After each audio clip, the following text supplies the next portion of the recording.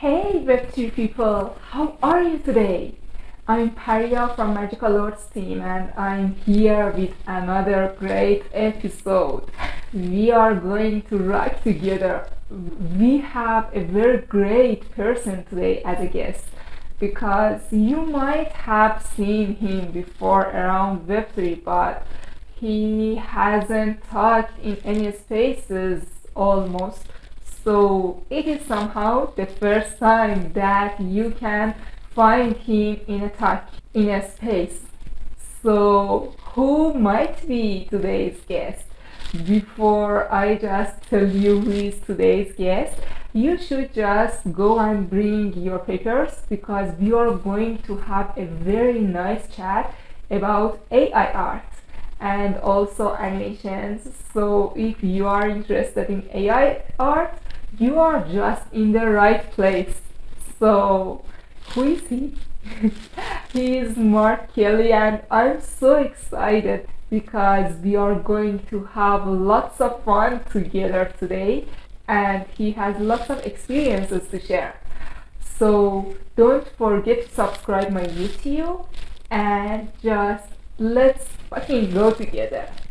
Okay, let's start.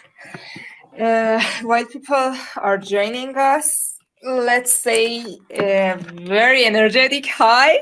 I'm so excited today because we have a very special guest today. And hi, everybody, how are you?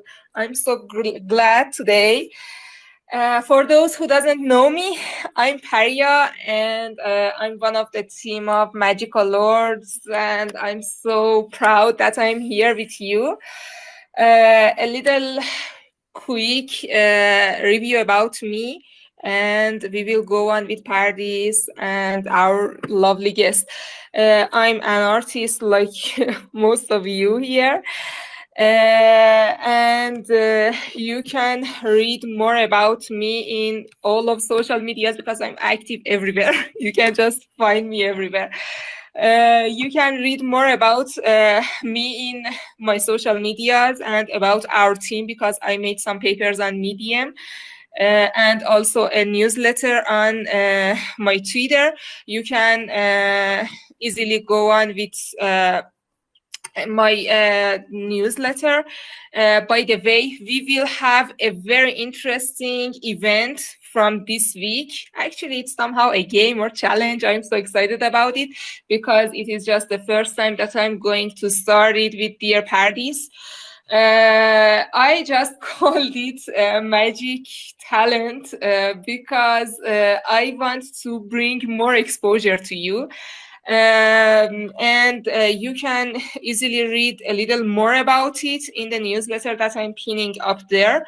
We will have some themes every week, and I'm going to make a tweet about this week theme. It would be about summer photography, and we are honored to have dear Leslie Sporlock as somehow a judge. We will just accept 20 pieces for a gallery, and I'm going to make a gallery for your works, and maybe you can just find some collectors. Who knows what would happen? And for sure we will write about them in the newsletter as well. So yeah, oh my god, it seems that Paris is just getting rugged. Okay, it was about me and about the things that I'm just dealing with. So I'm going to do more than this that we are having today. Thank you for listening to me. And I think Paris is here. Hi, Paris again. Hi, how are you? How are you? Hi, Mark, Paria, everyone, Ibrahim. Yeah, I got right, and now I am here with you. Okay, honey, you want to give a little short information about yourself? Actually, I don't want to take a little time, because I know all of the friends here. But if I speak about myself, I am a one-of-one artist. I am a psychedelic miniaturist, and yeah, I'm a painter.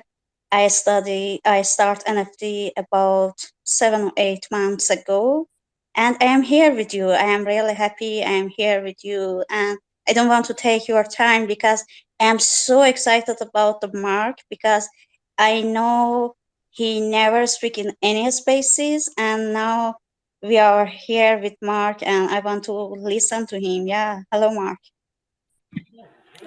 Okay, let's say hi to Mark. How are you, Mark? Yeah, it's hard to follow that introduction though. When you get built up to that extent, it's always going to be a letdown afterwards.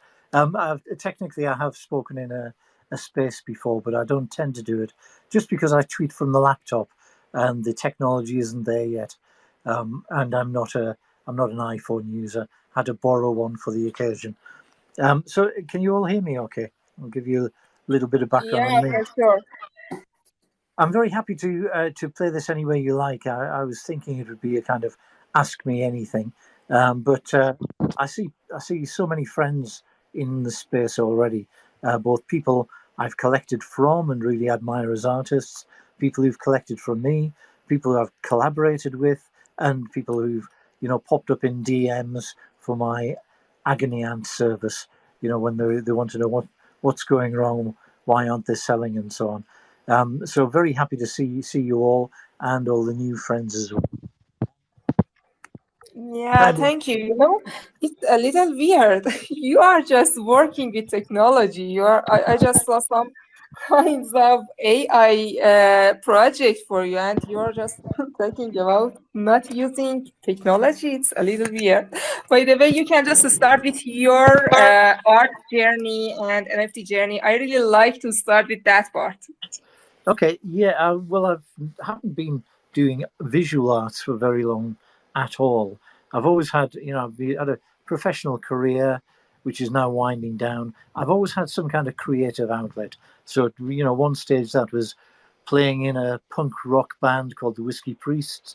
At another time, it was writing novels and blogging on Medium and other places.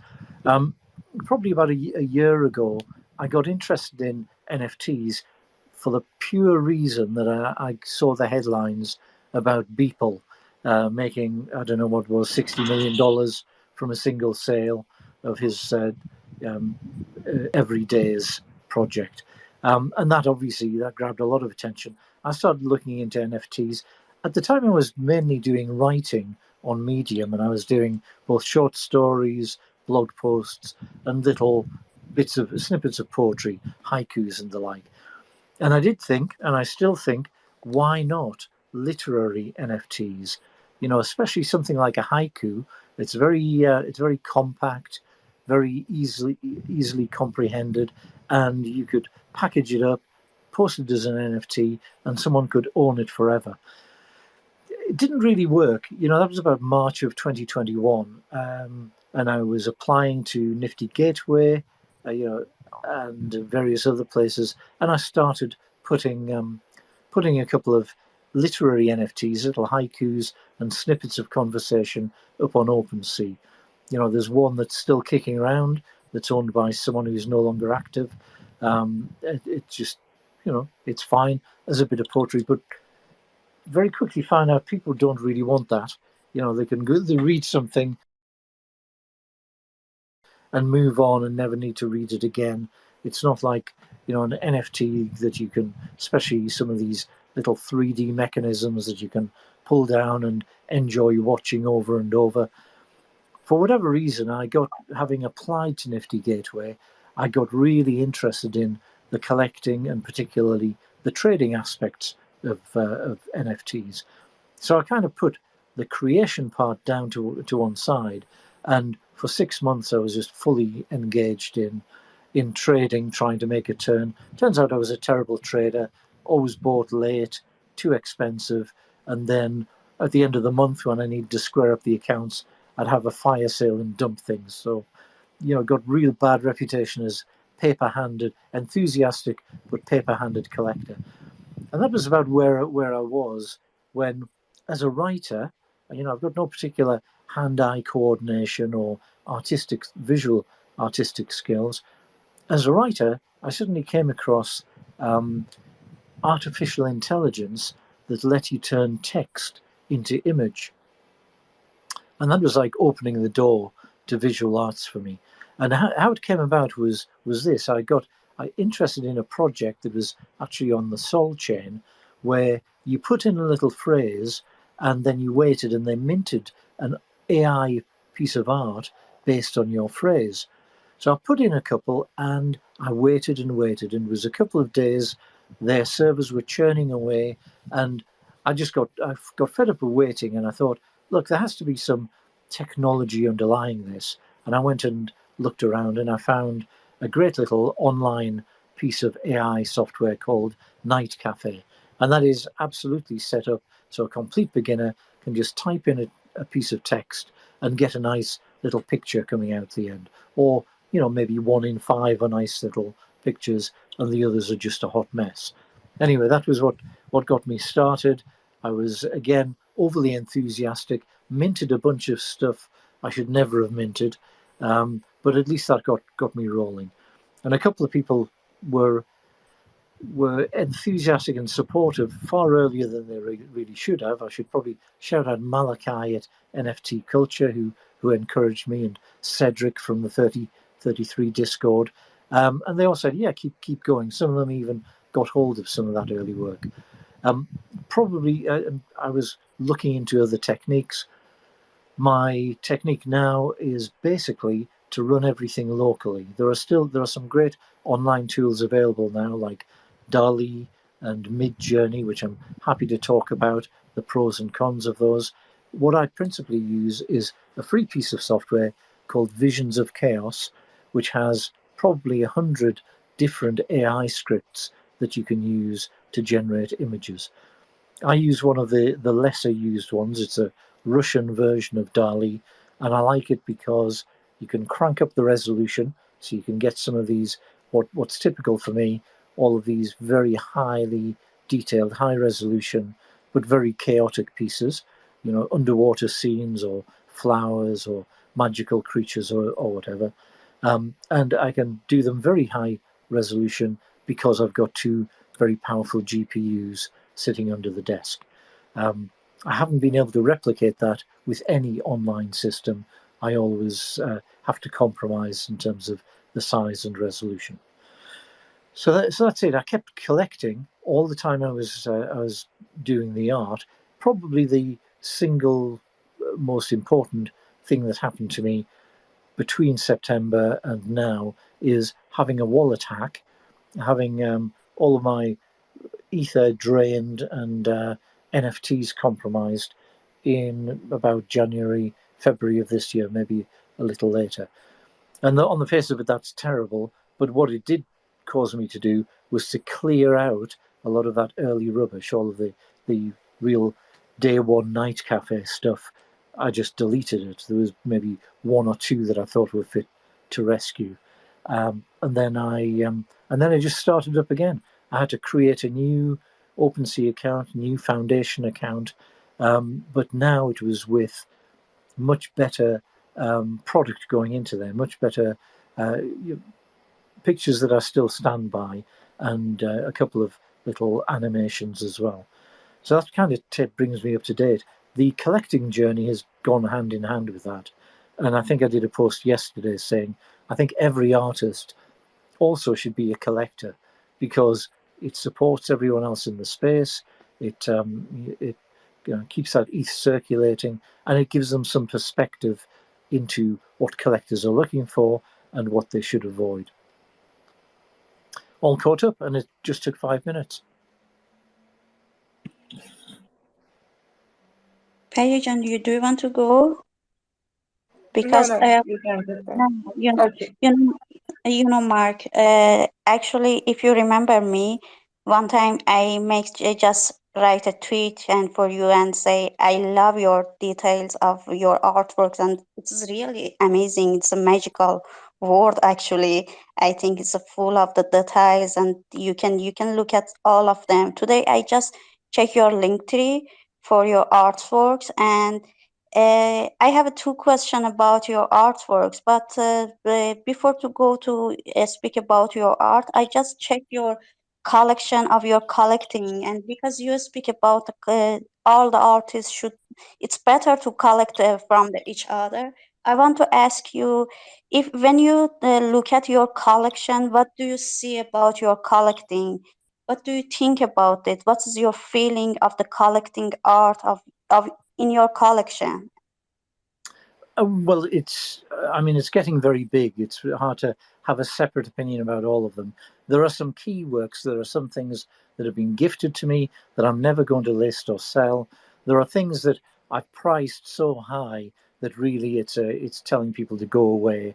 And there are things that the it's taken me a long time to work up to being able to buy them.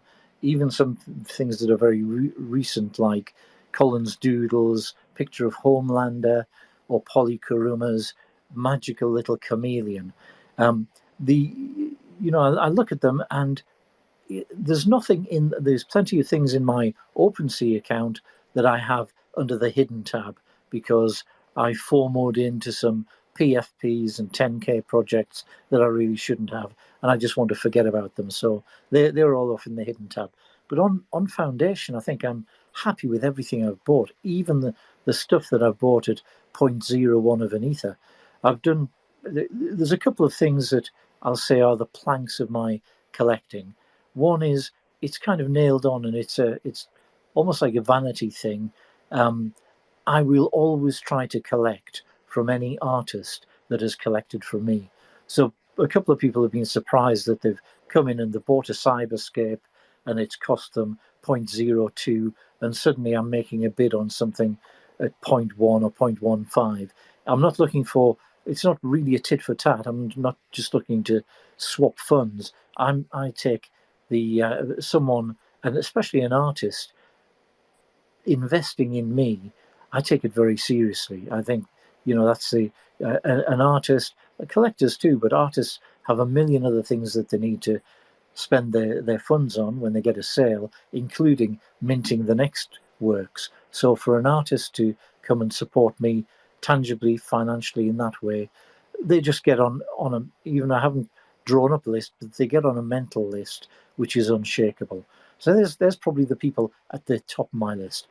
The kind of art that I love cyberscapes and futuristic cities and so on. And obviously I like a lot of AI. There are some great AI practitioners out there, so I collect a lot from them. But I also, surprisingly, love 3D animations, especially these little mechanisms that I wish I knew how to construct by people like Halcat 3D, Fez Bender, Kix. There are a lot of them. The best one, my best animation for an awful long time was something by Jonathan Forster that I picked up on Nifty Gateway called Imperatrix, which is a fabulous piece of work. But I think my new favourite is one that I just bought a couple of days ago by Polly Kuruma, and it's a magical little. It's a chameleon painting a self-portrait, and it's the self-portrait is kind of monochrome, and then in the last couple of seconds, the chameleon changes to match the monochrome painting, and it's so witty and skilled and beautiful that that's kind of my new top thing. So my top picks are people who've bought from me, you know AI, cyberscapes. I love skulls and skeletons, and I love these little 3D animations. And there's a lot of other things. There's certain types of photography that just tick my box, and I feel I want to get them. It's generally not someone who's just gone out and taken a pic on their iPhone and then slapped it up on a platform.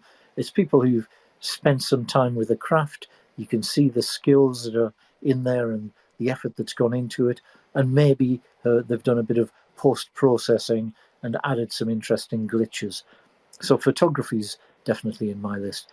There's a lot in the middle where I can kind of be persuaded to get behind something on the basis of price or wanting to support somebody, or because they've bought from me. There's a lot in the middle that I'm on the fence about, but could flip down either way. Then at the bottom, there's stuff that I absolutely don't buy.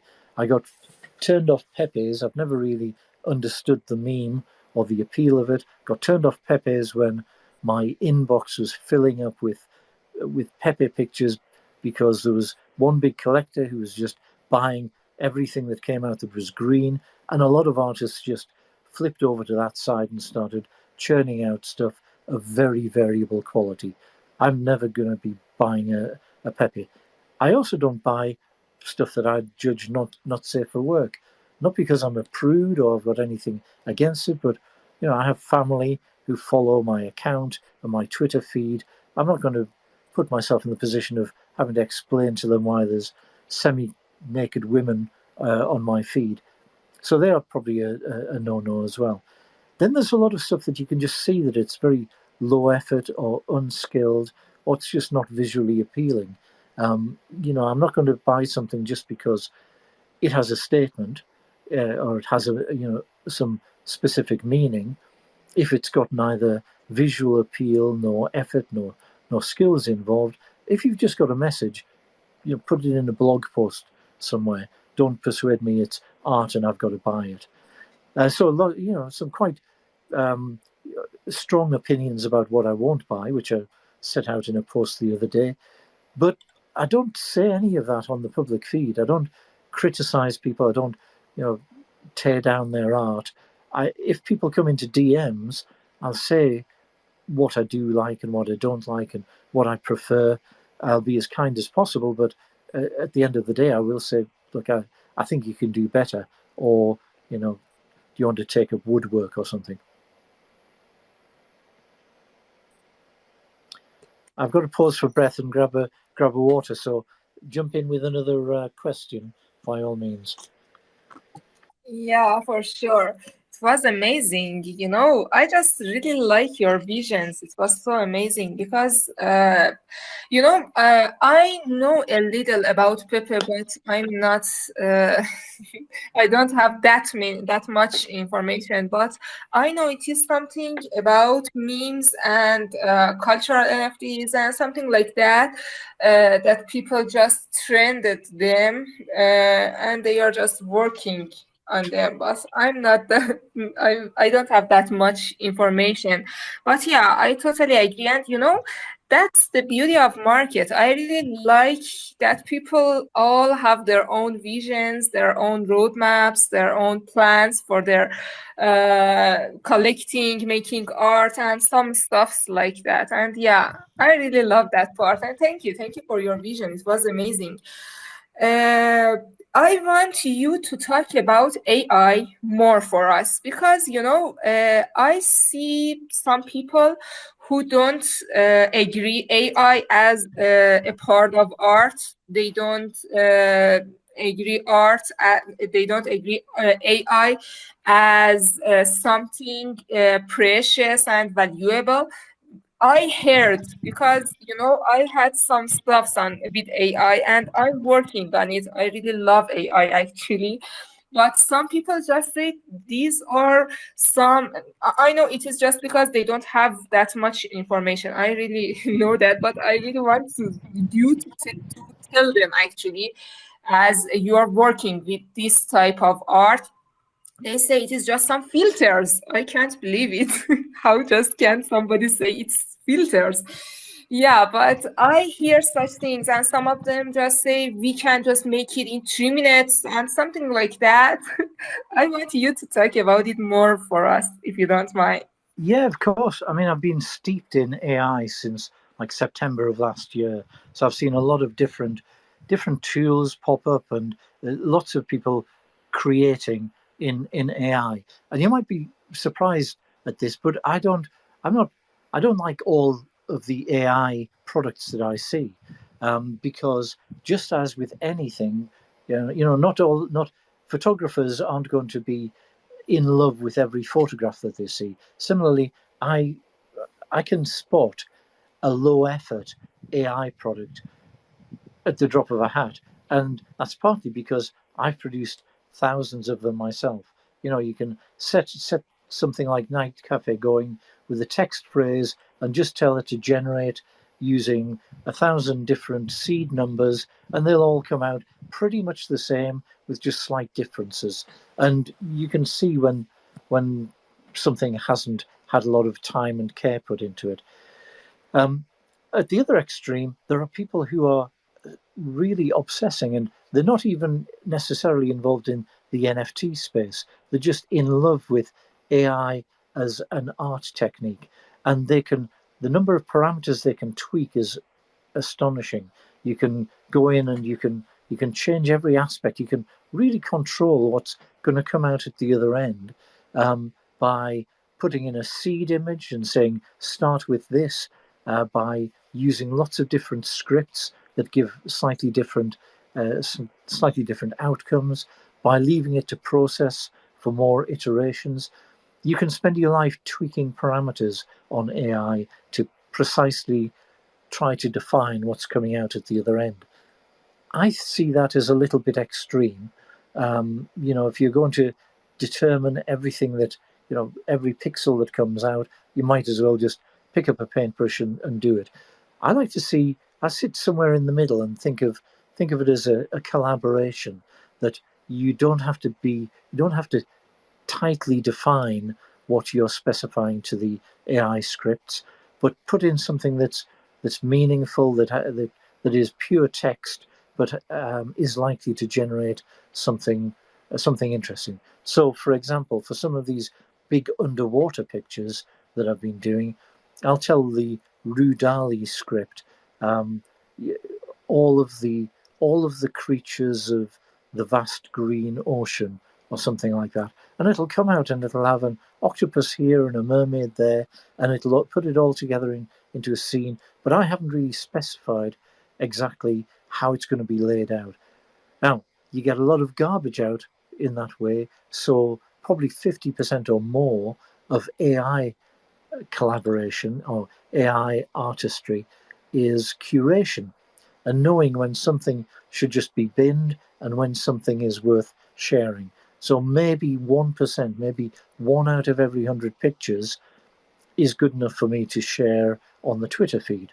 And maybe only 1 in 10 of those will ever get minted, because there's a certain standard that I want to see in my work before I'll put it out there and expect people to pay money for it.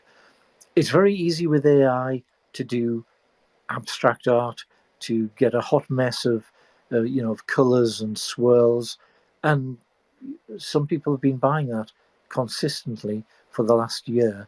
I'm not interested in producing that, or particularly in buying it. I want something that's got, a recognizable theme, that's got some interesting details. I probably get a little bit too obsessed in micro details. I bought my last 2 computers were just in order for me to get a bigger graphics processing unit and to crank up the resolution, the raw resolution that I could get out of the Visions of Chaos software.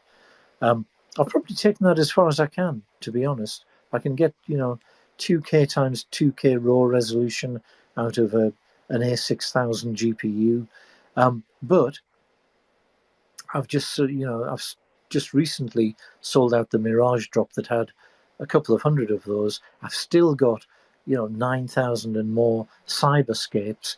I think what is the point of generating more of the same?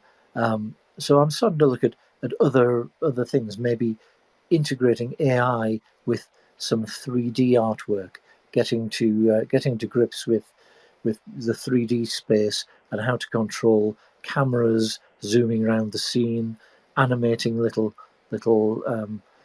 people and robots and so on, and just trying to kind of upskill so that I've always got something fresh and innovative to present. Thank you. And do you want to add anything about how we can use AI features? Because I see some people, especially I saw just some collectors I don't want to name because it was just somehow frustrating for me because he just made some pieces with AI. I know he just used some applications that gives you some pictures in 2 or 3 minutes, and he made some tweets about it that this is AI and something like that. And I know that it is just more than some applications like that. Yeah, And if yeah. you want, yeah. It's very interesting, and you know, I said to someone, look at this picture. A week ago, I would have happily minted this and tried to sell it. It was a picture of a steampunk bus. But all that I'd done to generate that picture was I put in the words steampunk bus into DALI 2 once I got access to it. And it generated what was a very acceptable, nice looking picture. But it doesn't cross the threshold for me of trying to sell it because there was no effort involved. It was like it was a couple of seconds to generate this. So I don't feel in all conscience. I love playing about with it. It's amazing what you can do. But A, it's very low effort, and B, it's rather literal. You get you put in something about jellyfish or the underwater sea. You don't get all these interesting little other creatures that the Russian version would do. You just get jellyfish. So for strict and easy depiction of exactly what you want, whether it's a astronaut riding a unicorn or a purple monster or whatever. DALI is great to play about with, but I'm not going to be buying any if I can see that it took no skills and no effort to generate, even if it's a beautiful pic. I'm not likely to spend money on it. If I can see what it is, I could go and generate the same picture myself. So I think there's a couple of things that I like in art in general. One is visual appeal, which a lot of these Mid-Journey and DALI pieces definitely have. But I also like to see skills of the artist, and I like to see evidence of effort. I don't want something that's just been thrown together. That's the collector speaking, but also with the collector's perspective, that's my view as an artist as well. I expect to put in some serious time before I ask people to fork out money. Excuse me. Thank you so much, dear Mag, to explain for us. I see too much lovely friends here, Dariush and Ibrahim. I know Dariush always has a problem of the internet connection. Dariush Jan, do you want to ask anything or add anything?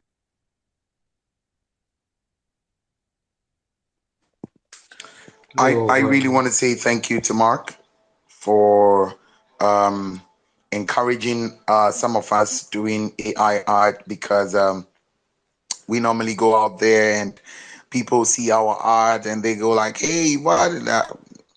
Mark, thank you for encouraging me because I have been doing AI art for some time now, and I really want to say thank you for encouraging me and loving AI art as well. Thank you.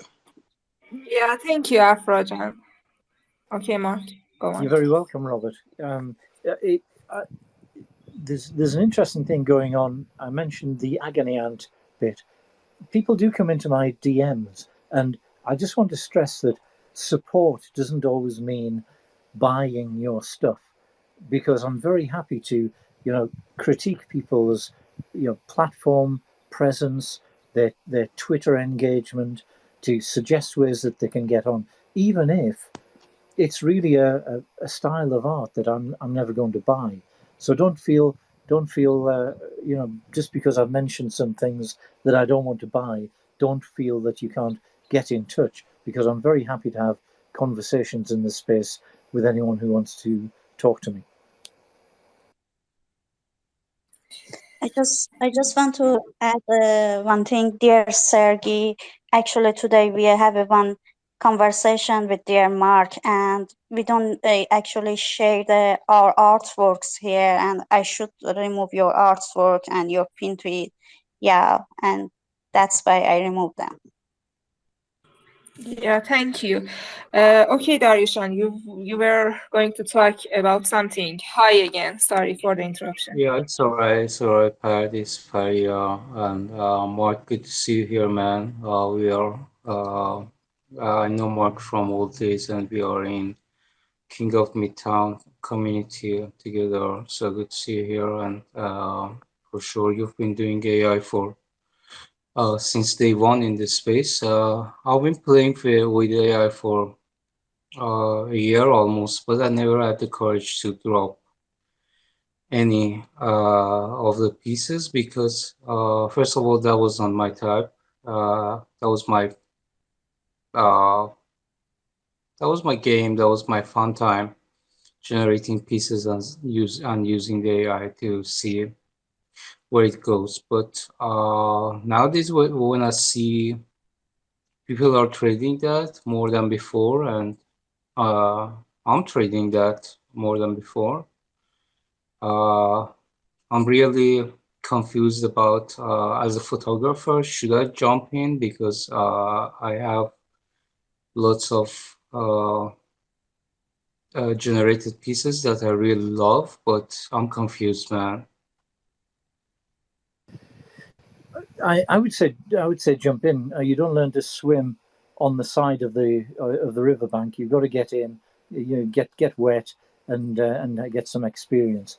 When people ask me when they're first starting out, I like to see people on foundation as soon as possible, just because of the better visibility. But for whatever reason, some people don't want to jump in there straight away. It is costly because you have to pay to mint and list everything. If people are really concerned about gas prices, OpenSea is fine because once you start a collection, you can mint free within that collection, but you're tied to OpenSea and their contract. And a lot of people have unfortunately found that OpenSea has just closed them down overnight. People who have even fewer funds might be tempted to go to the Poly network, and the Poly OpenSea implementation, sadly, has got a reputation for being the home of scammers and copy minters and low value airdrops. It's very hard to get taken seriously by a collector, at least by this collector, if you're exclusively on OpenSea Poly chain. If you're really stumped for funds, I would much rather see people minting on the Tez network because that's got a great body of artists, it's got great collectors, and it's got a real community spirit. And it costs next to nothing to mint, and it's a great way to get visibility. In the NFT Twitter space, I barely ever see any mention of Ada NFTs, Crow NFTs, Theta NFTs, even Sol barely gets a mention. It's all Ether and Tez. So if you are hampered in getting started on Ether, I would say go for the Tez network every time. Yeah, that's a good point. For sure, if I'm gonna experience the AI space, I would go for Tezos for sure because my main problem with dropping AI pieces is because the market and the community knows me as a photographer for a year and a half, and I enjoy creating AI pieces, and I'm confused. I'm just confused about the branding of myself and how the community feels about myself, about me, if I drop AI. And the pieces are totally dope, and I cannot just let them go, man. Yeah, we'll share them. Uh, send over some links or put out some tweets, or keep it under the radar and set up an alter ego. You can set up a separate wallet and identity easily, and get started on your AI journey. I don't think I don't think the king or any of that Discord would. I think they'd be quite thrilled if you opened up a separate collection, which was your start of your AI art journey. But maybe I've misunderstood.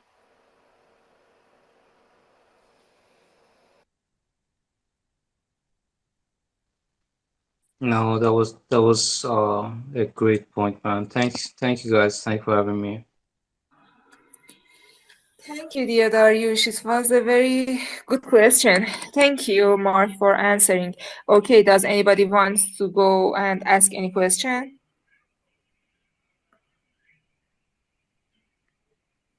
Okay, Ibrahim Jan, go on. Hello, dear Magical, Paradise, Mark, and all the great friends here I see as usual, which is really great. And thank you so much for the great conversation. Yeah, Mike, I have a question for you. You are a great artist and collector, and I'd like to dive deeper a little. I'd like to ask you, you as an artist and collector, how much you think authenticity is important for an artist. Thank you. That's you know what, that's the hardest question. The I think authenticity is important as a person, and if you're authentic as a person, it will come across in every tweet you do and every piece of art you put out there, because you'll put it out with feeling and it will be observed. I think that I think character communicates itself via whatever medium you like. So you just read someone's tweets, and you can key into whether they are desperate and whether they really need a sale for, meeting life's necessities, or whether they're getting validation from flexing their bored apes and they're just in a measuring contest with other whales, or whether they are more keen on the sound of their own voice and they just want to talk at you, and they're not, and if you reject or you challenge anything, you get blocked and you never heard from again in their space. You can see who are the authentic people just by the way they interact with others. Now, I think that the same is true on of the art. If you're producing something that is really the best you can do, and you're putting it out there at reasonable prices, there's no reason you won't get sales. You're going to have a bit of patience, and there's probably a different strategy for people who just need money, which probably doesn't involve being in the NFT space. The NFT is great as a second string or as a side hustle, but if you need money, there are probably quicker and more reliable ways of getting it. But if you're putting it out there and you're being authentic, there's no reason why people won't respond to the art and be attracted to it. I don't know what else to say. Authenticity. I hadn't, to be honest. I've been thinking about NFTs for probably the last year. That question on authenticity is not really one I've come up with. I did have misgivings, and you'll see. I think my last Medium blog post was called the Fake's Progress or something, and it's about, how could I just one day decide, okay, now I'm an artist. I was a writer, I was a collector, now I'm a visual artist. It felt very much like, I mean, no one has been unkind enough to say, get back in your box, you're not an artist. People are very accepting and accept you on your own estimation of who you are and what you're doing. But yeah, there were misgivings about, am I just a fraud? I'm pressing a button on an AI thing, I'm tweaking it, I'm refining it a bit, but ultimately I'm not I couldn't pick up a paintbrush and do anything that would impress anyone else. Why should I think I can charge people for these bits of work?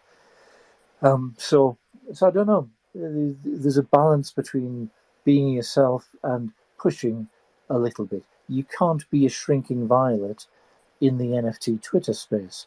There are lots of people who come to me and say, I'm very shy. I'm very shy. I don't like shilling. I don't like. Well, you know what? Twitter's the place where nothing else is valid.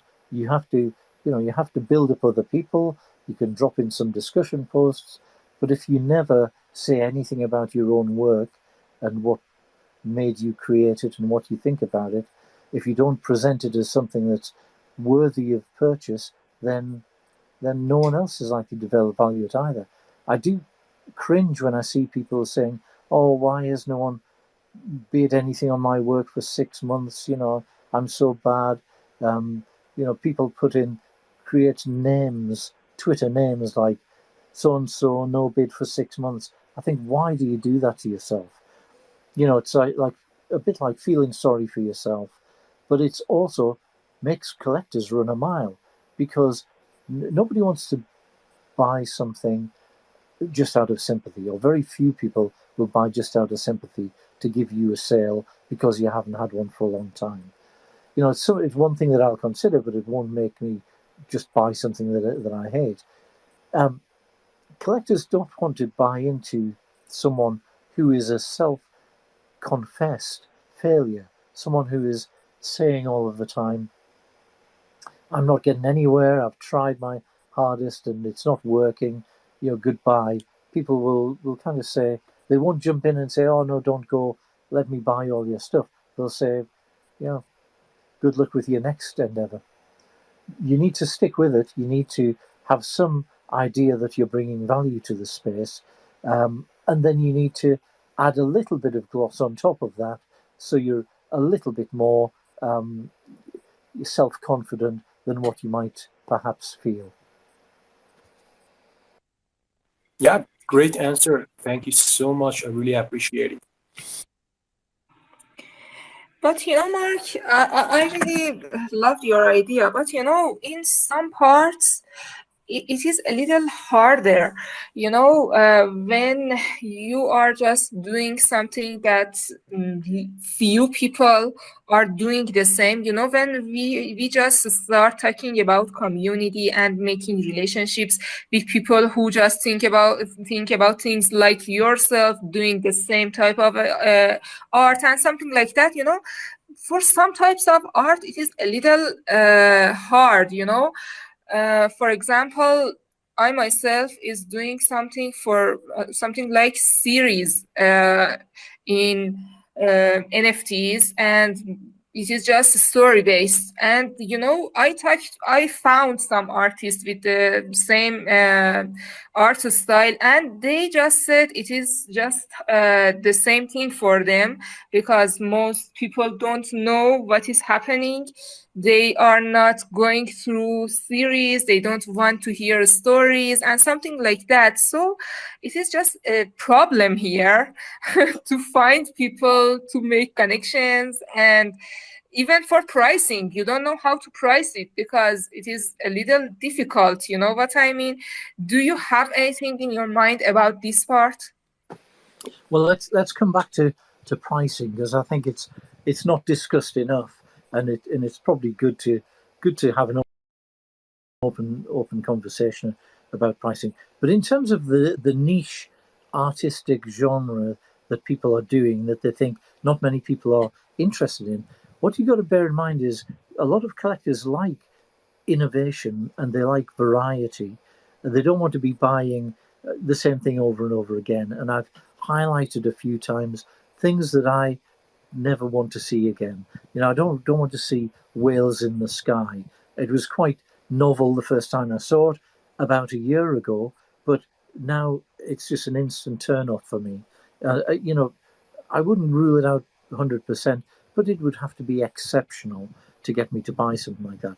Whereas, something like that chameleon animation that I mentioned earlier, I've never seen anything like that, and it grabbed my attention straight away. So I think the great thing with the internet, even for selling anything, but particularly with NFTs, is that these little niches that might never have been found before now have potentially a huge audience, because you get on one of the big art feeds and suddenly 100,000 people see, or I retweet something and 13,000 people potentially see it. You get a far bigger reach than you might expect to get with your very specialist topic area. And if there are collectors who are wanting to see innovation and variety, then there's every chance that if they see your stuff and they've never seen anything like it, they're going to go for it. So the important thing with all of this, it's not to shill, it's not to, don't keep slamming the same investors or collectors with the same bit of art over and over again. That's a losing strategy. But make sure it's there. You drop it. If you haven't got many followers, you put it in the big art threads. But if you've got sufficient followers, put it in your feed. Don't keep repeating it.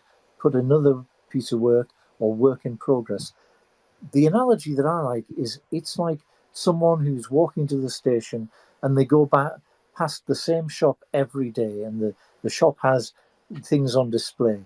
Now they walk past 1,000 times, um, and the shopkeeper thinks, "Oh, nobody likes my stuff." But then when the one day that they think, "Oh, I need something like that," they know exactly where to get it. You've got to keep your stuff visible, and it's not just for the people who are noisy and who are interacting and engaging.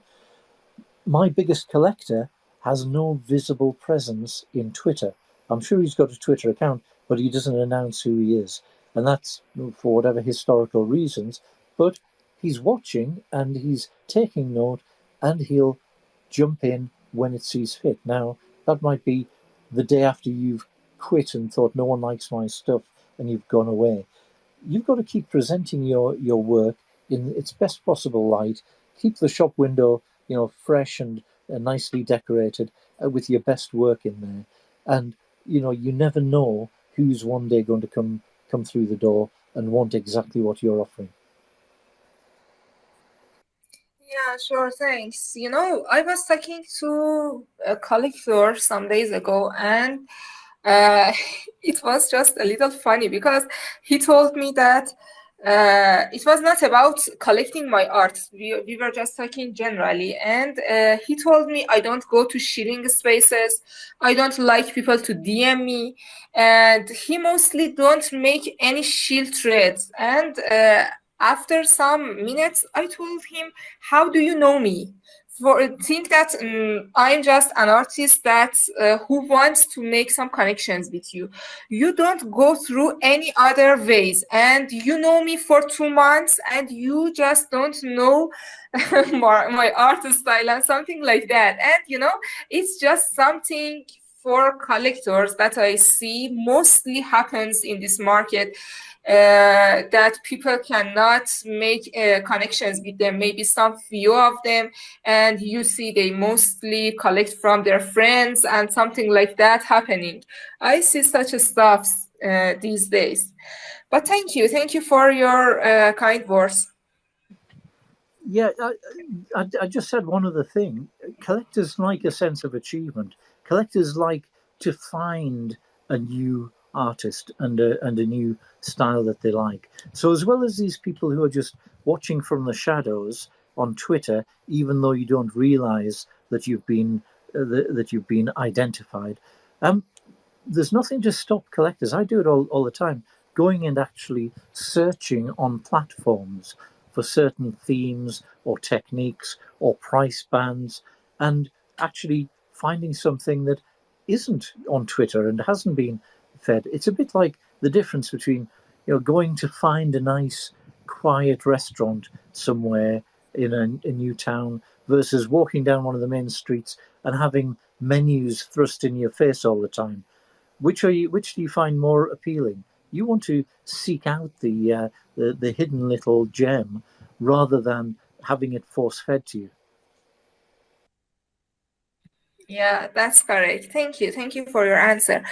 Okay, does anybody wants to go with their questions? Actually, I have some question, but Alexandra, Alexandra, you can go first. Oh, thank you very Hi. much. Hi everyone. Recently you have spoken about IE, and I have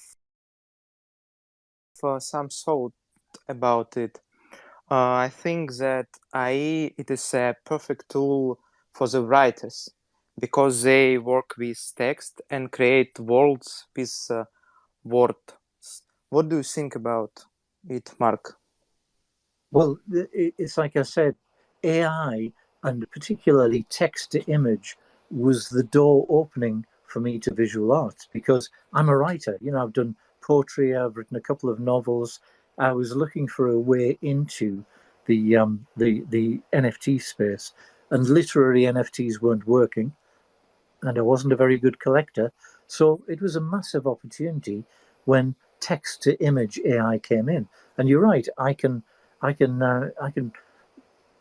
use language and words with nuanced meanings to get spectacular effects sometimes. You know, you get some little keyword like isometric that you put into a text, and suddenly everything is laid out in a 3D grid and it looks like a three-dimensional model.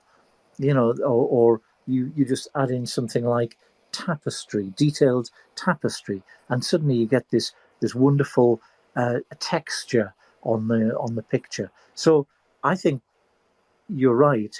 It's great. It's probably not so good for people who are used to picking up a paintbrush and making it happen physically via contact. But it's fabulous for people like me who are more um, verbally inclined rather than visually.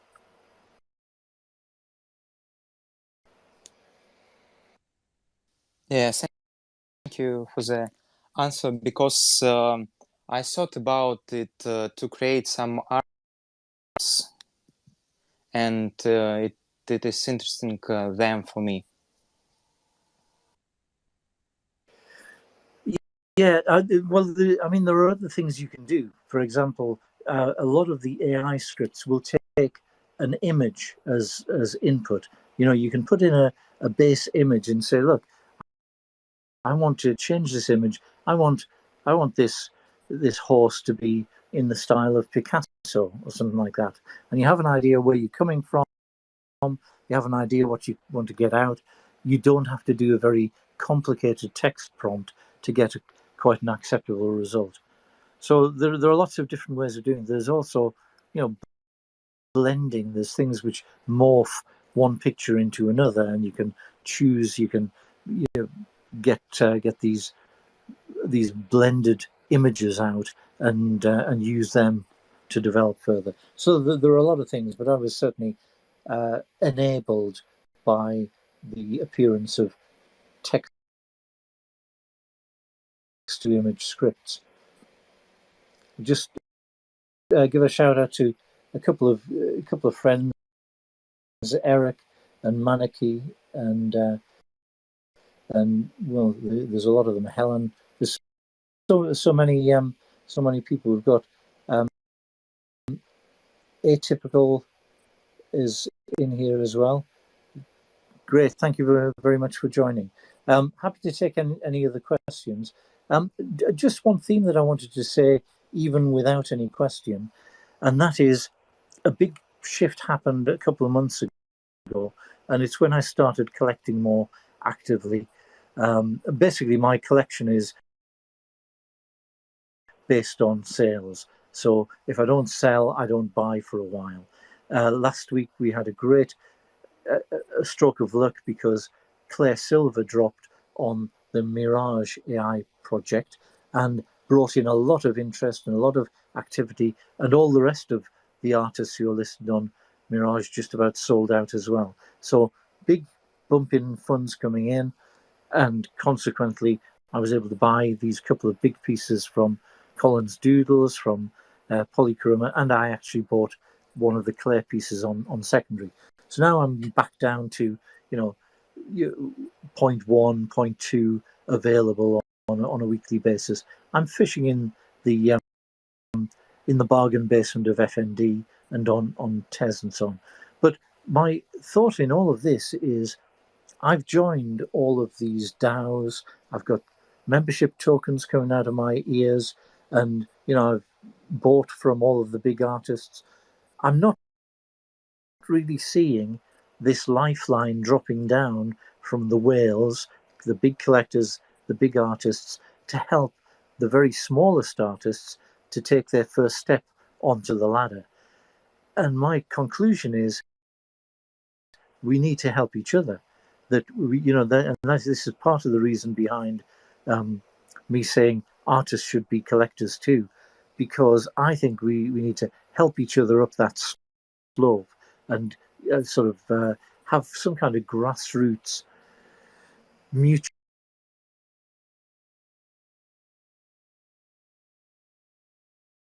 support going on, which will bring us higher and give us a better feeling about what we're producing than just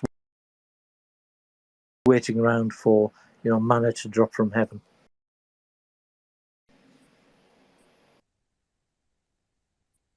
Yeah, thank you for the answer.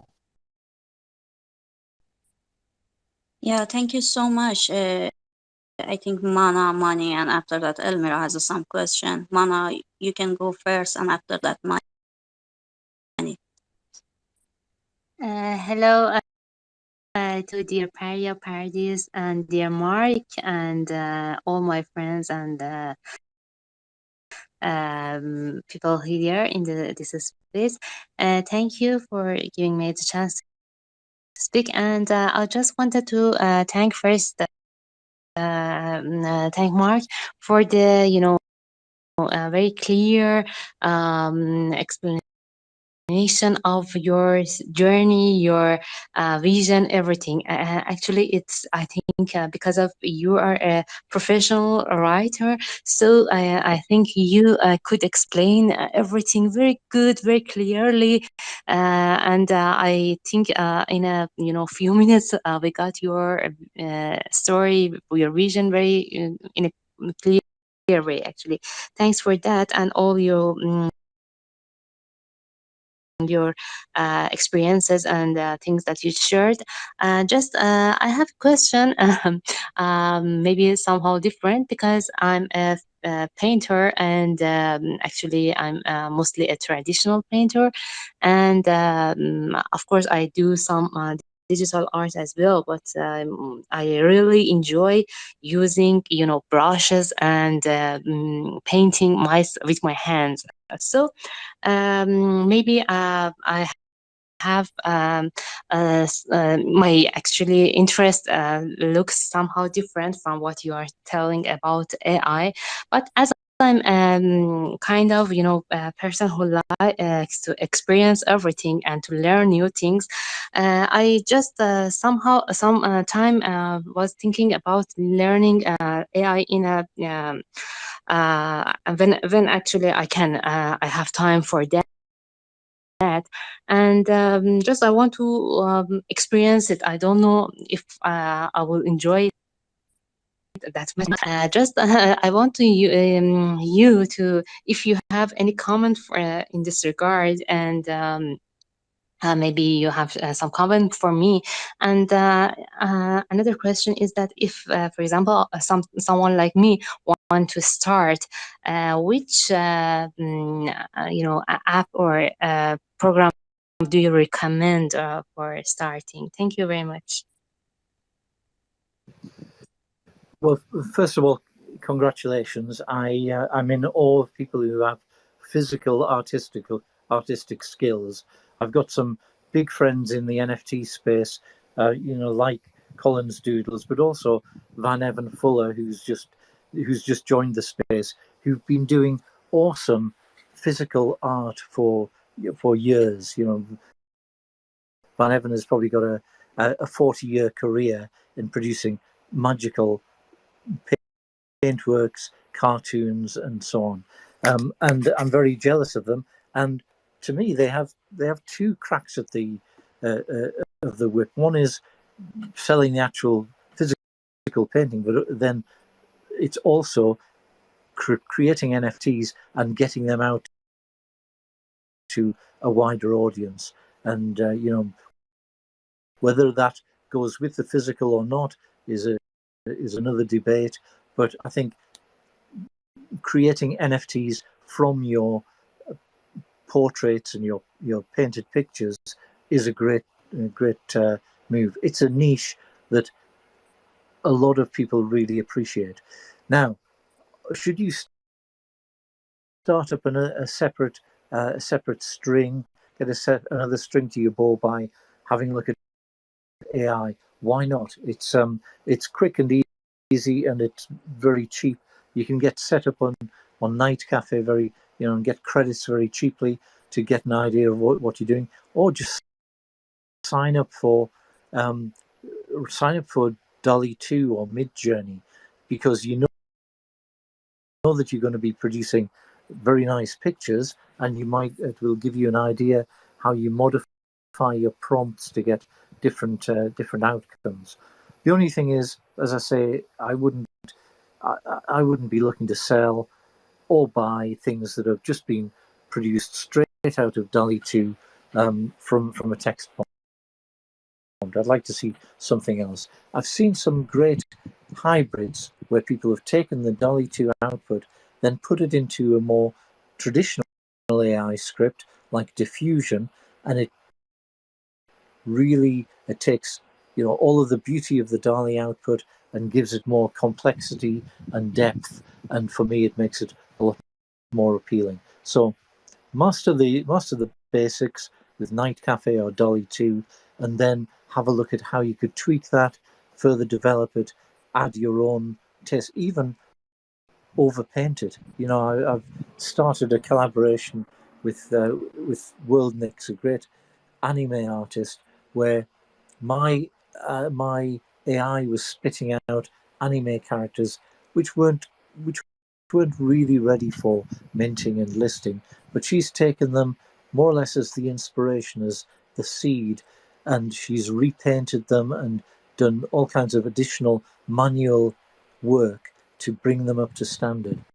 So that's it's very nice to have a collaboration and have a mix of the AI germ and then the physical painting techniques applied to the finished product. Thank you very much. Thank you, Mark, for your comments and ideas. Thank you. Thank you, Manajan. Manajan, do you want to continue? Ask your question. Hello. Yes. Let me say hi to Mark, to Dariush, and to everyone else. Something like that. Me. Hi. Yeah. I was gonna just say that, like, it was 15 minutes ago, I was in a listener, and I was hearing Mark was pointing on a subject I never heard in any rooms or spaces and anywhere. It was really good subject that you mentioned, and it just amazed me that how deep you thinking about that when artists go collect arts while he or she can go spend that money on their for themselves basically, because we not like Donald Trump. None of us are like having like billions of dollars. I believe even not any other collector.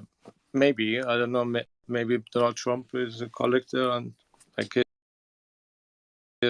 jagged, is collecting crazy. But yeah, it was really good that you pointed on that subject, and I do also have a question of you, specific Mark, and even Dariush or anyone. I would like to know your thoughts about being an NFT artist and having like, I don't know, fucking 20, 40 pieces out there and not sold. I know it's not a great thing to have. It's good if you create FOMO as an artist, NFT artist, so you make people and collectors wait for your next drop, and then you always keep like sold out. But I know it's not happening for everyone, and like artists have to like create FOMO for their art, because that is not the point they're creating art. On the other side, having many pieces out there just to showcase your style and your artwork, to just display your exhibition, your collection, that could be also answer to like collectors. I'm hearing you need to make FOMO. You need to not having like many unsold pieces out there. But also, what I was gonna say to this mentality is that you might don't need to have to create that FOMO, because you just being yourself and you showing your art. You might like to mint every new pieces or many old work you've done, and have a collection of many unsold pieces. I think that is not a weak weak side or hand of like having not many unsold NFTs. I think the more important is that what you have a like history or background, or is it your technique or your passion or the point you're trying to make. So as a creator is I don't think if it's a bad thing to have many not sold pieces. Sorry for having lots of speak and just talking too much. I hope I didn't make you headache. Yeah, But thank you. Thank you. You sparked a lot of thoughts actually in that little in that section. Talking about supply as an artist and as a collector, really, you've got to keep the collector's perspective in mind. One thing is, if you've got thousands of people out there, you could have oversupply and it's never going to get soaked up. At the other end, I tell people, if I see they've gone onto Foundation and they've only got one piece in the collection, as a collector, I would come and wonder what their commitment to the space was. I would wonder, should I really buy from this person? Because are they going to be here tomorrow? Are they just like flying a kite and seeing what happens? So I like to see at least 3 pieces in a collection. As an artist, I've been guilty of massive sins of oversupply.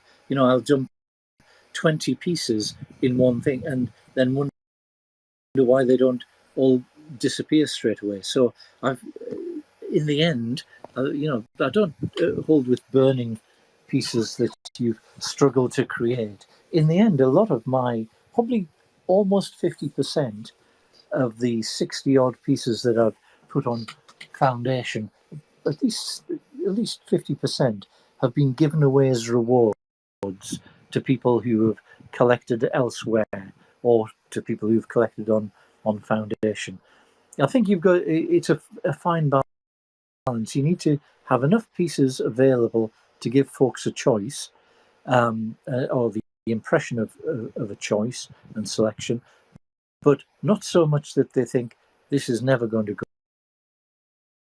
Especially if you've got dozens of pieces and you if you're a new artist, you put in dozens of pieces and you price them all at half of an ether, then you're really going to have to wait an awful long time before the market rises up to that level, or someone decides to adopt you as their favorite artist. I was very, very fortunate. As I say, I've got massive oversupply. I was sitting on not 40, but I think 60 or 70 pieces of unsold work that they weren't even minted. They were available for minting on the Mirage gallery, and then I had this massive stroke of luck that Clay Silver's drop brought a lot of FOMO with it. There were a lot of traders and flippers came in, and they just swept the floor. They, 60 sales in sort of 60 minutes, and obviously a subsequent spending spree on my part. But I don't think we can underestimate the factor of pure dumb luck that's involved in this. You've got to have good work. You've got to be producing as skilled work as you can. You can't go hectoring or aggravating collectors by shilling to them all the time.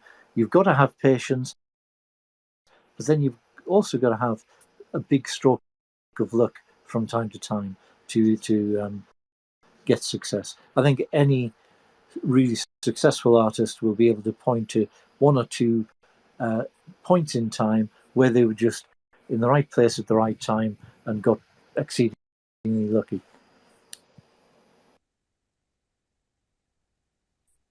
Yeah, dear Mark, I want to say you actually explain everything really clearly. I really enjoy when I listen to you. Yeah, it's very nice. Almirajan, do you want to continue ask your question?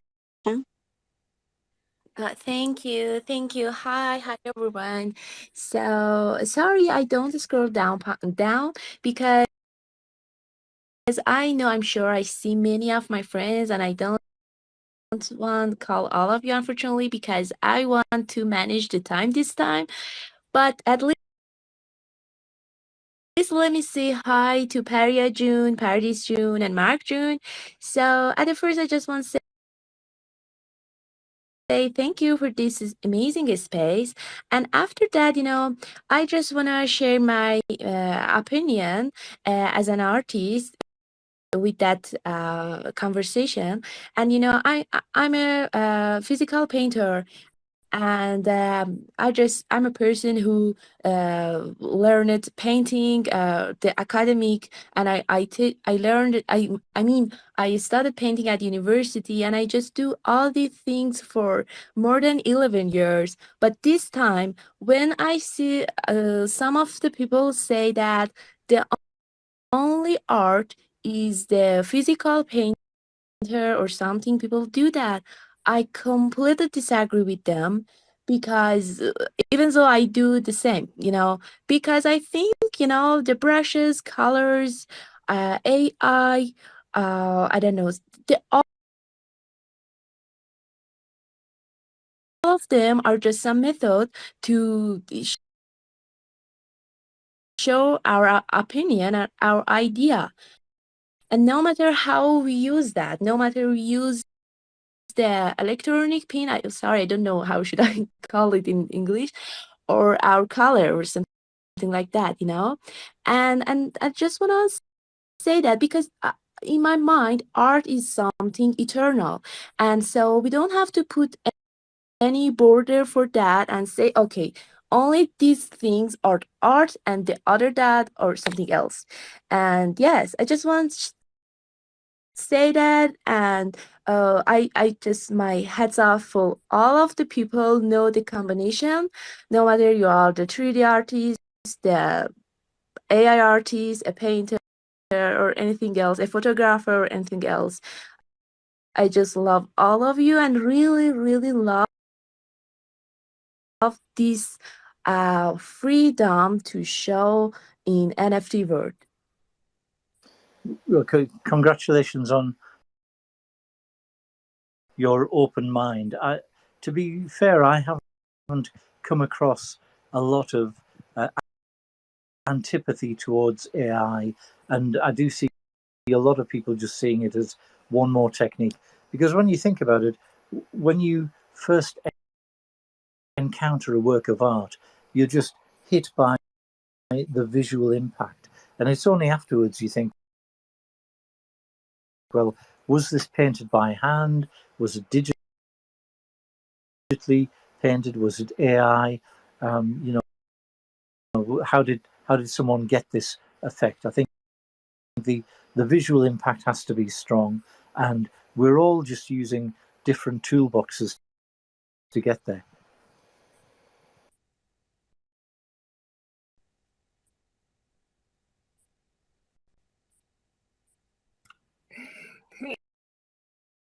Thank you, thank you. I have. I should modify that. I have come across one very collector who just said to me, "I'm not a fan of your medium," and I thought, what does he mean? He doesn't like any AI, or he doesn't like the themes that I'm choosing, or what? But it was that's fine. Plenty of other whales in the sea, fortunately.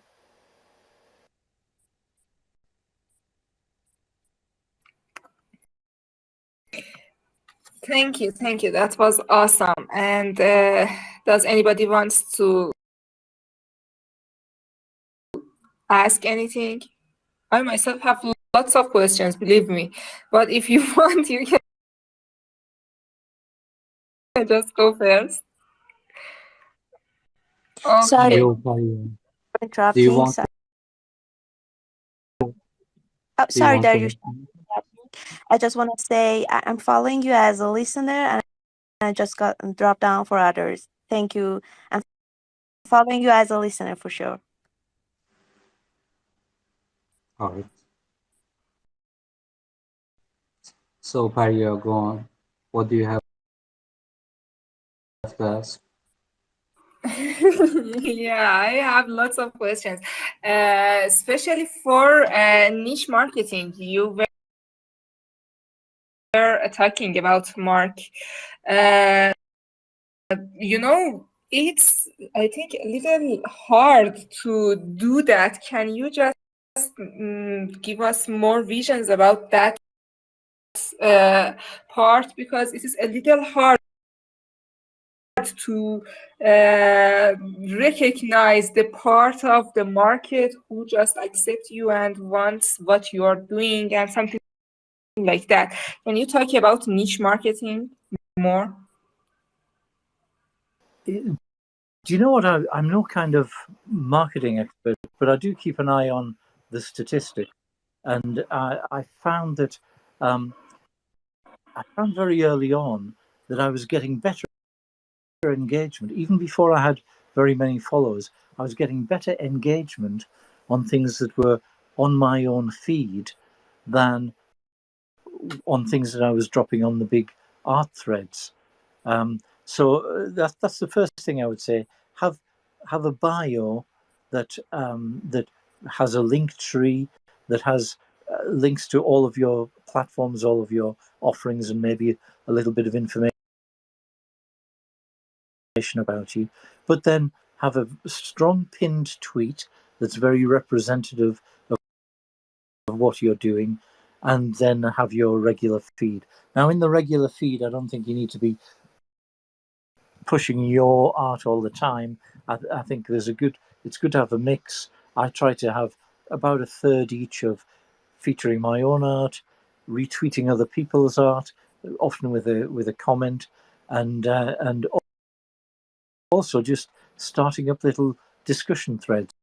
I find a conversation starter is great for drawing people to your bio and to know what you do, because a lot of people get to see it. You know, it gets retweeted. You get responses in, and the interesting thing is that I look at the statistics of some of these tweets, and there are a lot more profile visits after some little conversation starter about pricing or what collectors are looking for. A conversation starter like that, lots more profile visits from those than when I just drop a piece of art, because they see the piece of art and, oh, that answers the question in their mind. What's this guy all about? But you start a conversation, especially one that people get interested in and gets a lot of engagement. People come back to your profile to find out who's behind these discussions. So that's one thing. The other thing is, if you make your relevant, coherent comments and responses to other people's threads, then they come across to take a look at you as well. You've got a vast pool of people to draw on, and who could come and find that they actually, even if they weren't particularly looking for your niche, they find that they like you as a person, they like what you're doing artistically, and you build up your profile. Now, I'm not sure of the exact correlation between engagement, followers, likes, etc., and purchases. I'm not convinced that really a lot of sales come through NFT Twitter, but it's a nice way to spend the day. It's a good way to build up a tribe of people who at least will kind of encourage you along the way. I think my biggest, as an artist, my biggest paydays have come from things that had nothing to do with Twitter. A whale coming and grabbing 30 at once, having the good luck to be on a platform where someone very famous decided to drop, and back in December being part of a collaboration with a photographer who was very well known and had a Discord that was very active. So I think a lot of the actual sales will come around through circumstance and chance, but you need to stay visible and engaged, because then you'll start building your tribe of people who will support you. Thank you. That was awesome. Does anybody wants to go, or I can just go on? No, I think Dariush has some question, and after Dariush, I have one question. Yeah, Dariush. Oh, no, I don't have any question. Oh, okay. So I want to ask one question of Mark, because I know you are a collector as well, and I want to ask about the secondary market, because we know secondary market is not really active now, and I want to add my idea, because all of my sell never listed again, and I just thinking about this. What is the responsibility of the one collector when we buy something?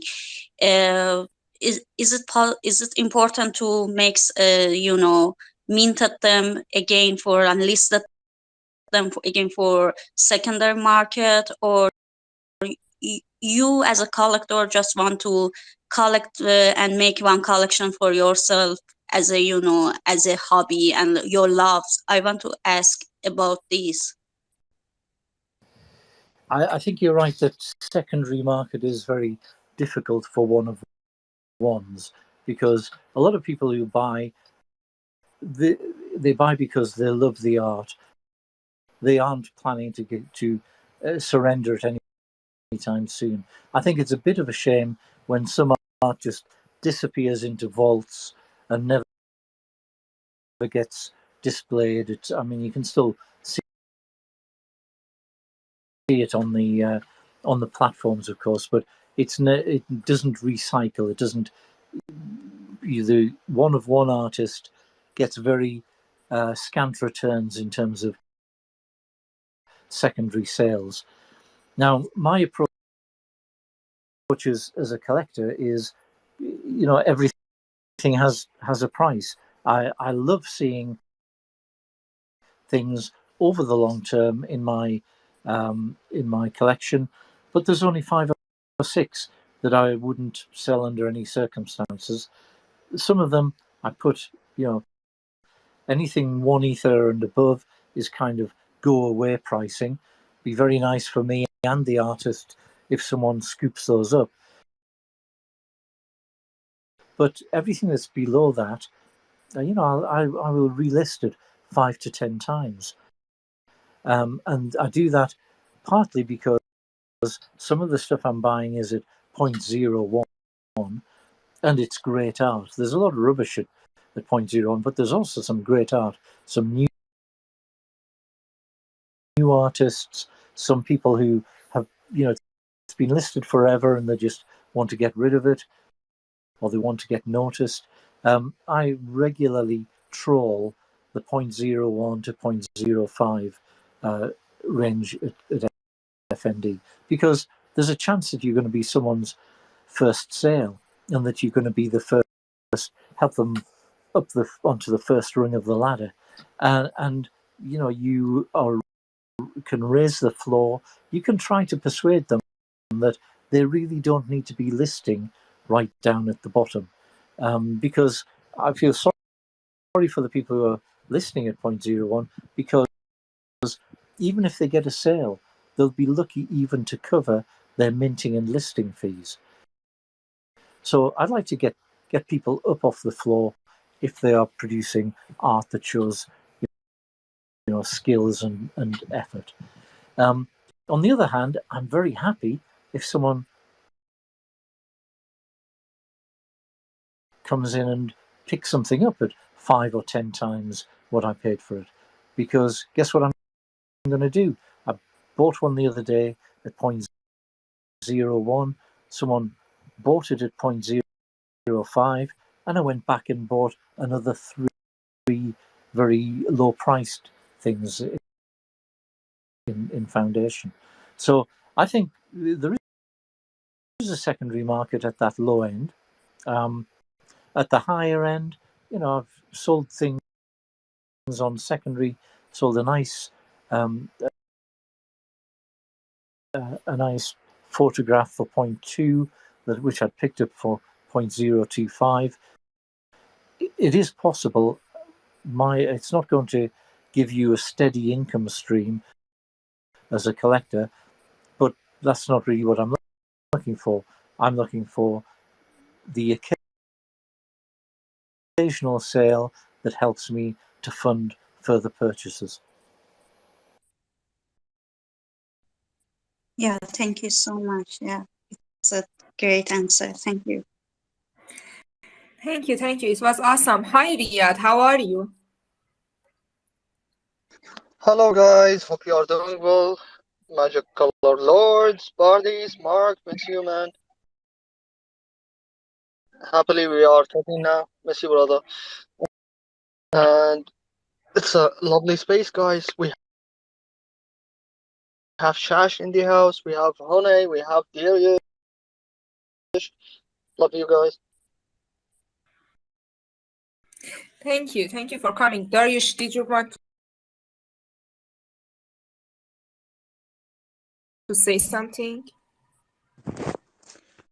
Yeah, good to see you, Riaz. I love to mention something in the previous topic about secondaries, as Mark just mentioned. The secondary market for one-of-ones are not a regular thing, and it's rare to happen. And editions are better piece to be traded because the usually the artist who goes for editions has the bigger collectors club or the community of collectors on their pieces, and that's bring more eyes to their collection, which brings more sales and of course more secondary sales. But I just want to target that I have 60 years, 60, 70 years background in physical art, and selling in secondary sale in general is a rare thing. And the problem, as Mark mentioned, is when the pieces are lying on some wallet and not moving. I remember 2 days ago, you guys know Nick Tech Bubble. He always mentioned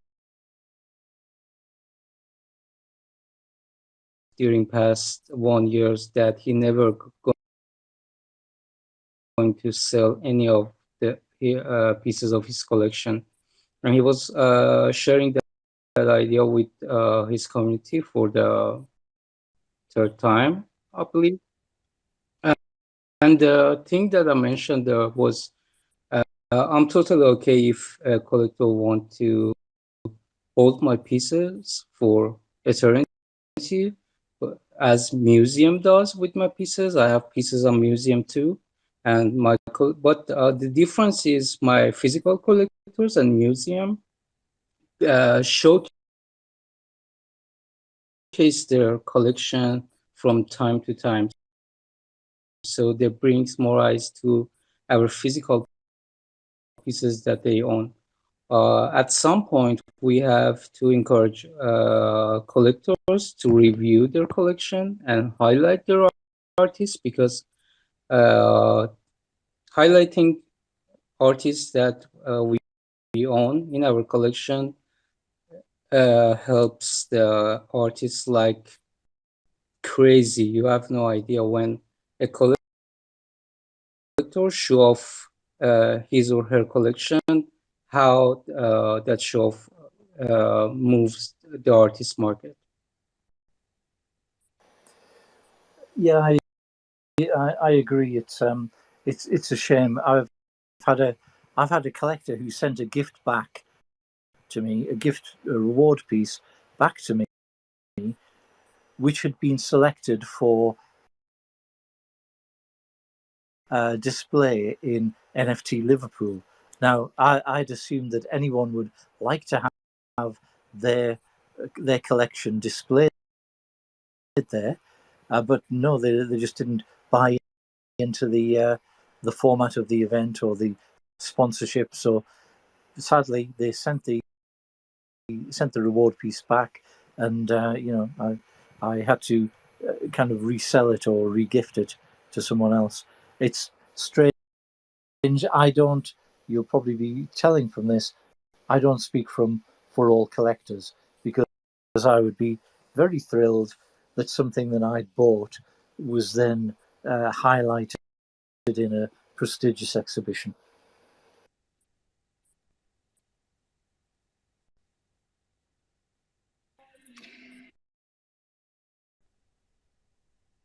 And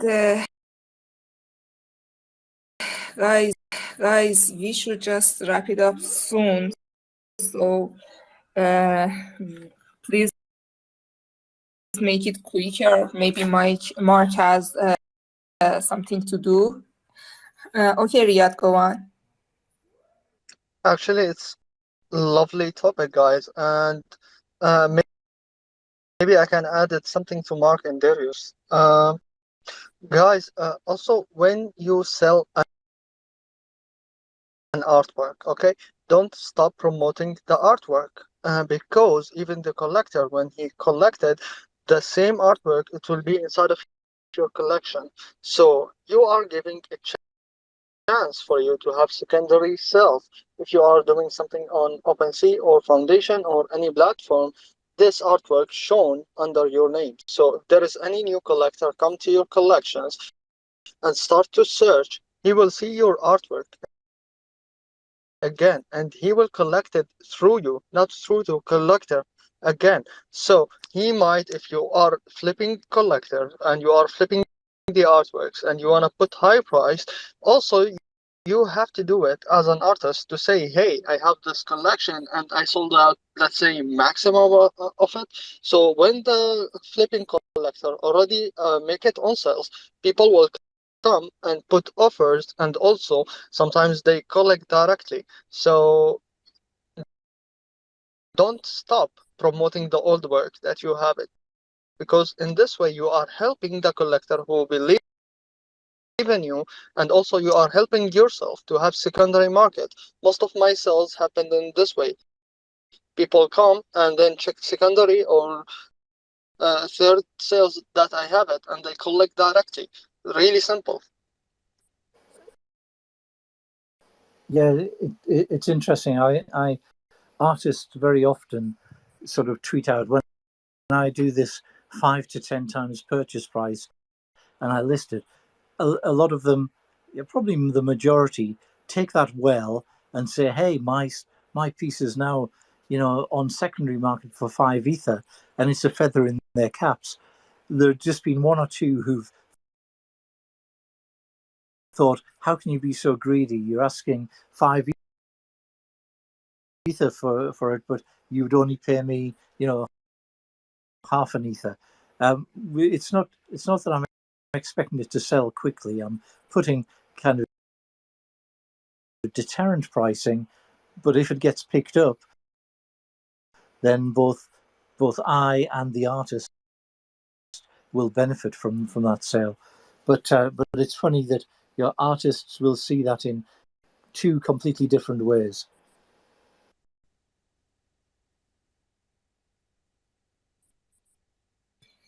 Okay, thank you. Lovely. Thank you, Mark. Thank you, Riyad. Does anybody wants to ask or add anything? Josh, typical, I saw you there.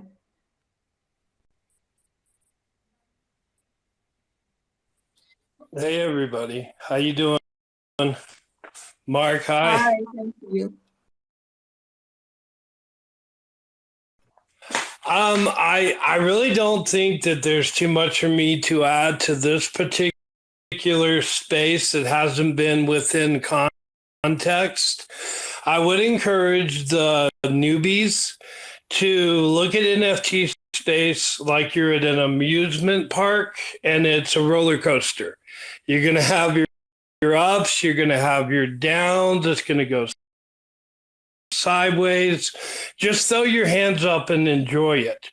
And I know that I started creating back in 2010. I started doing a lot of fractals back then. So I am grateful for NFT Twitter because I sold more art last year than I did the past 5 years prior to that. So you have to have a long-term vision.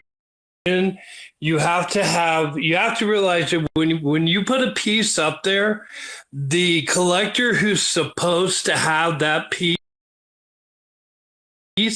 may not even be on Twitter yet. You have to be patient.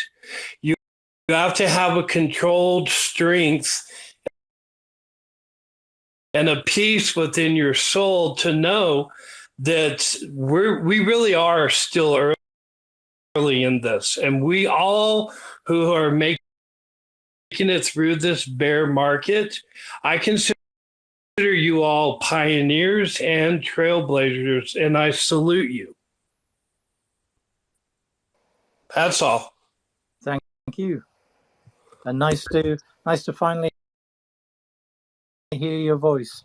Nice to hear your voice, broski. Okay, thank you. It was nice.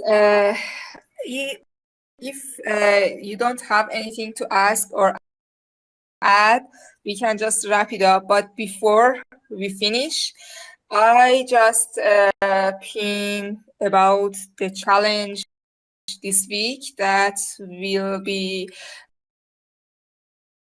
started from tomorrow. As I said in the start of the space, it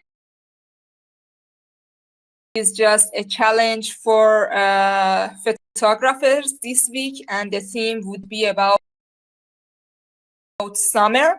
So you can easily join this challenge. I said that we will just start it from tomorrow, and after that, Leslie Sporlock will help us to choose 20 people to put their works in the gallery, and maybe you can just find more collectors, and who knows what would happen. We had a very nice chat today. Thanks to dear Mark, and it was a very, very special honor for me. It was so special space today.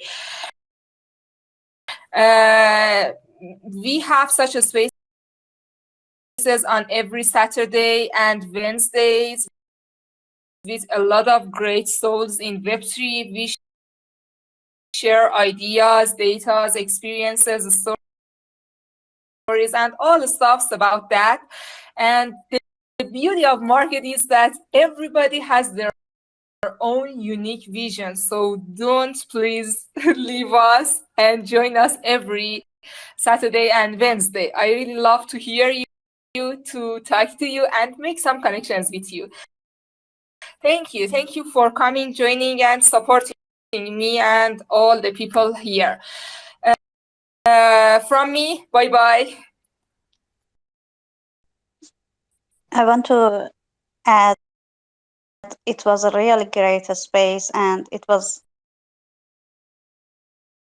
actually full of the amazing question and answer. And yeah, I think it's very important things that when we speak with all other people, and we can understand their idea, and we can improve our market.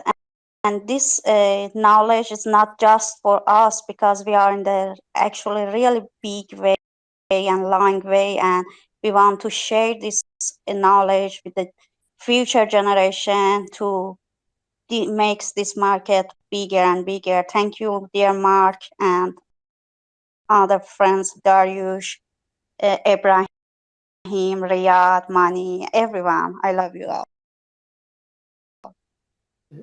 Thank you for the invitation, and thank you all for your kind attention and interesting questions. I guess I'll talk to you all so shortly. Yeah, thank you. Yo, thank you guys. Thank you, everyone. Thanks for having me. It was a good space. See you around, Mark. See you around. Bye-bye. Bye.